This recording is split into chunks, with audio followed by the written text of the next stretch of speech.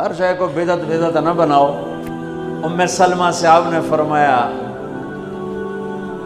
ام سلمہ آج ایک فرشتہ ملنے آ رہا ہے بہت خاص، کسی کو دروازے کسی کو اندر نہیں آنے دینا۔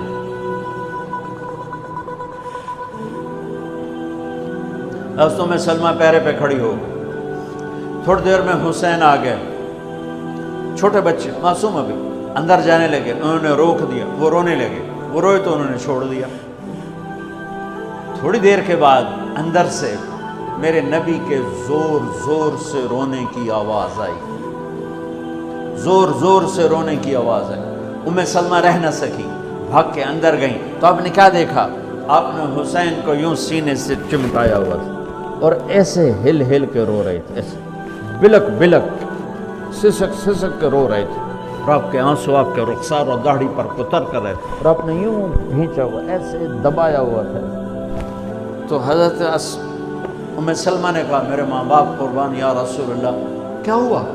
آپ ایسے تڑپ کے کیوں رو رہے ہیں؟ تو آپ نے روتی آواز میں کہا، بہتے آنسوؤں کے ساتھ، کپ کپاتے بدن کے ساتھ، کہ ام سلمہ یہ فرشتہ جو مجھے ملنے آیا تھا یہ میرے بچے کو دیکھ کر کہہ رہا ہے کہ آپ کی امت اس بچے کو قتل کر دے گی،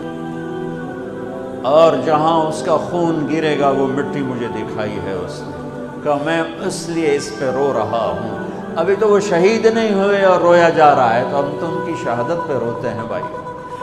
ہم تو ان کی شہادت پہ روتے ہیں، اور یہ قیامت تک روتے رہے گی دنیا۔ قیامت یہ اللہ کا نظام ہے، اس نے کربلا کے واقعے کو یوں کر دیا جیسے ہر سال آج ہی ہوا ہے، آج ہی حسین شہید ہو رہے ہیں، آج ہی عبداللہ کا سر کٹ رہا ہے، آج ہی زینب کی چادر کو پھاڑا جا رہا ہے، آج ہی لاشوں کو گھسیٹا جا رہا ہے۔ وہ میں حیران ہوتا ہوں، ٹیپو سلطان